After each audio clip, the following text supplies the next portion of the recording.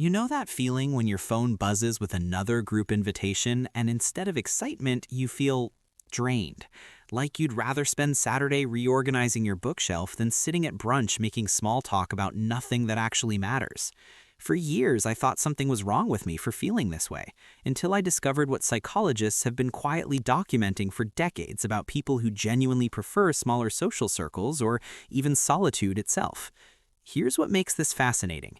According to research from the University of Chicago, we need to distinguish between two completely different experiences that our culture constantly conflates. There's loneliness, which is that painful, distressing feeling that your social needs aren't being met, and then there's chosen solitude, which is something else entirely. You can live a relatively solitary life and feel completely content, or you can be surrounded by dozens of people at parties every weekend and feel profoundly lonely anyway. The difference isn't about how many friends you have, it's about whether the connections you do have actually align with what you need emotionally. Think about that person you know who has 3 close friends they've had since college versus someone else with 800 Instagram followers who still feels empty inside. The UCLA Loneliness Scale measures this with questions like, "I feel isolated," or "There are people I can talk to," and what researchers found is that people can give completely opposite answers while having similar-sized social networks. What we're really measuring isn't quantity, we're actually measuring the quality of feeling seen, understood, and valued.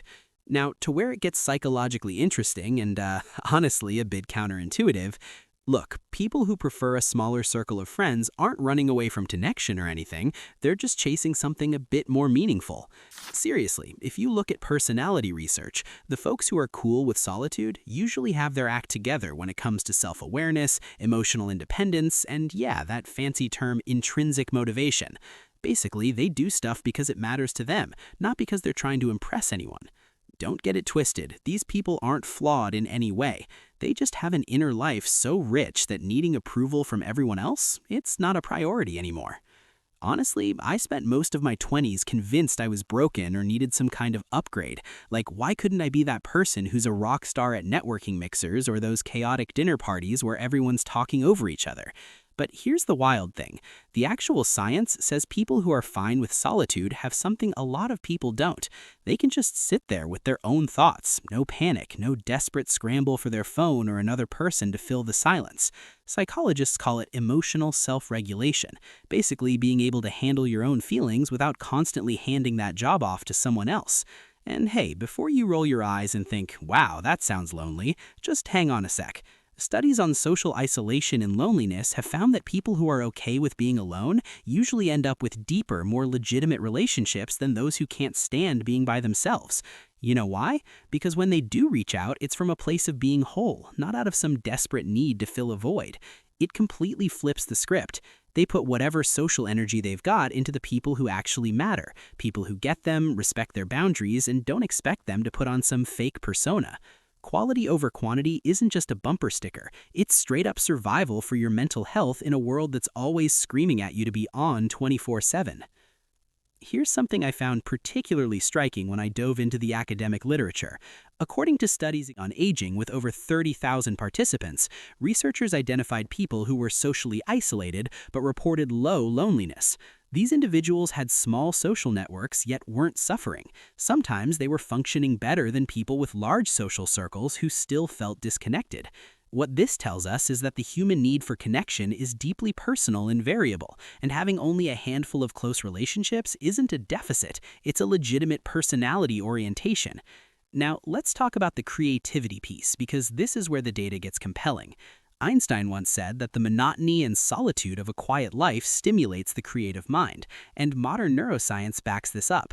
When you're not constantly processing social stimulation, reading faces, managing group dynamics, performing expected social scripts, your brain has bandwidth to enter what psychologists call divergent thinking mode. This is the mental state where you can explore multiple solutions, make unusual connections, and generate original ideas without pressure to conform to groupthink. People with few friends aren't missing out on inspiration, they're creating space for it.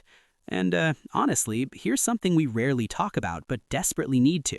Having few friends doesn't automatically mean you're lonely, but it also doesn't mean you're immune to the psychological risks of isolation. Research from the National Institute on Aging has documented that chronic perceived isolation, that feeling of being alone in the world regardless of how many people are physically around you, affects attention, cognition, and behavior in ways that can genuinely impact long-term health. Studies have even linked persistent loneliness to cognitive decline and cardiovascular problems over decades. So the question isn't how many friends do you have, the real question is, do you feel connected to the people in your life, and does your current social setup align with what you actually need? Because here's what the psychological research reveals when you strip away all the cultural noise about what friendship should look like. People who thrive with fewer friendships tend to share certain traits. They have strong internal compasses, they're comfortable with introspection, they've developed what's called self-concept clarity, meaning they know who they are without needing constant feedback from others. They're not afraid of their own company because they've learned that solitude isn't emptiness, it's space. Space to think, create, process emotions, and develop ideas that matter to them. This doesn't mean they never experience loneliness. It means they've learned to distinguish between the temporary discomfort of being alone and the chronic pain of feeling unseen even when surrounded by others. If you're someone who's always felt slightly out of step with the cultural mandate to have large friend groups and packed social calendars, psychology actually has some validating news for you. Research on people who prefer solitude consistently finds they demonstrate higher levels of psychological adjustment, stronger boundaries, and greater emotional resilience than the general population.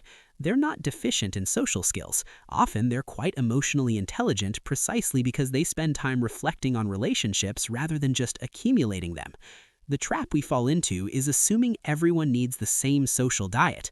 Some people genuinely need daily interaction with multiple friends to feel alive and energized. Others need one or two deep connections and lots of alone time to process, create, and recharge. Neither is wrong, neither is healthier. They're just different psychological profiles shaped by personality, upbringing, and neurobiology. What matters, according to the research, is alignment. Does your life match what you actually need, or are you forcing yourself into a social mold that leaves you feeling drained and inauthentic? Because at the end of the day, the psychology of people with few friends isn't really about friendship at all. It's about understanding that human connection exists on a spectrum, and that your place on that spectrum deserves to be honored rather than pathologized. The person with 2 close friends and a rich internal life isn't failing. The person with 50 acquaintances and no one to call at 2 a.m. isn't winning. We're all just trying to find the configuration of connection and solitude that lets us be most fully ourselves. And sometimes that means choosing the quiet even when the world keeps telling you to choose the crowd. If this hit home for you, please subscribe. And if you want to support these deep dives, hit that join button to become a channel member. I would genuinely appreciate your support.